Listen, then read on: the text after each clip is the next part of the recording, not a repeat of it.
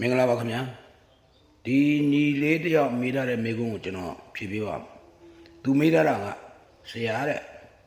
ကျွန်တော်ကနတ်စားရတယ်တဲ့ရွှေညောပညာယူလို့ရပါလားတဲ့ပညာယူလို့ရပါသလားပညာယူပြီးရင်ရော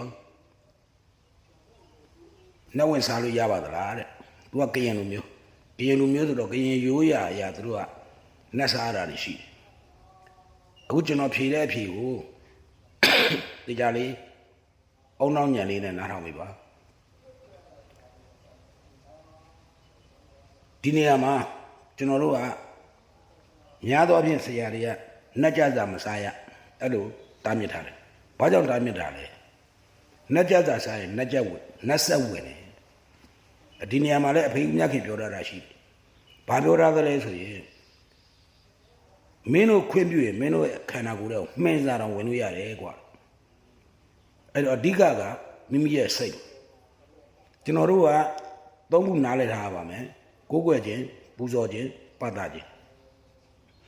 ဘုရားတရားတန်ခါကလွယ်ပြီးကျွန်တော်မှကိုးကွယ်ကြမရှိပါဘူးပူဇော်တယ်ဆိုတာကမိမိထက်ဂုဏ်အားဖြင့်ကြီးမြင့်သောသူတွေကိုကျွန်တော်ပူဇော်တာပါဘုရားရှင်ကိုယ်တော်မြတ်ကြီးကပူဇာနေရတဲ့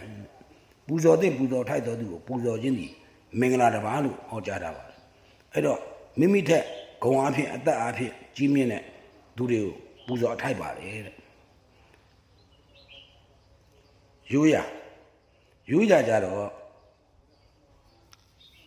30ပုံမှာတဲ့လူဘဝအမြင့်ဆုံးပဲ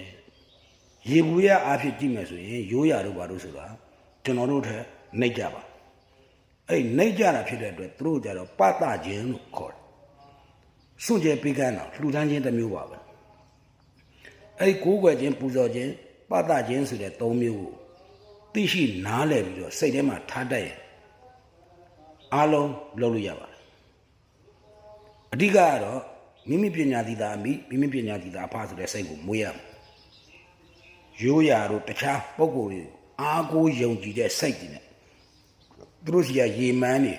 စားကြတောက်စရာတွေစားရင်အန္တရာယ်ကင်းမယ်အဲ့ဒီစိတ်မျိုးတွေနဲ့စားမိရင်တော့နှက်ဆက်ဝင်မှာပါသဘောတစ်ခုပြောရရင်ကျွန်တော်တို့တောင်ပြုံးပွဲမှာဆိုတော့ပွဲပေါင်းနေတာမဟုတ်အဲ့ဒီကအုံသီးငှပြောသီးတွေပွဲပြီးတဲ့အခါဘယ်ရောက်သွားလဲပွဲပြီးတဲ့အခါသေကြတာကတော့အုံသီးတို့ငှပြောသီးတို့ဒီမုတ်လုတ်တဲ့နေရာကိုရောက်မှာပါအဲ့ဒီတောင်ပြုံးပွဲနက်ပွဲကကြတဲ့အုံသီးငှပြောသီးတွေလောက်တဲ့မုတ်တွေကိုကျွန်တော်ရွှေရောဆရာမတွေမစားရပါဘူးလို့ဘယ်သူမှမပြောနိုင်ပါဘူးအဲ့တော့စားမိကြမှာနှက်ဆက်ဝင်လို့လား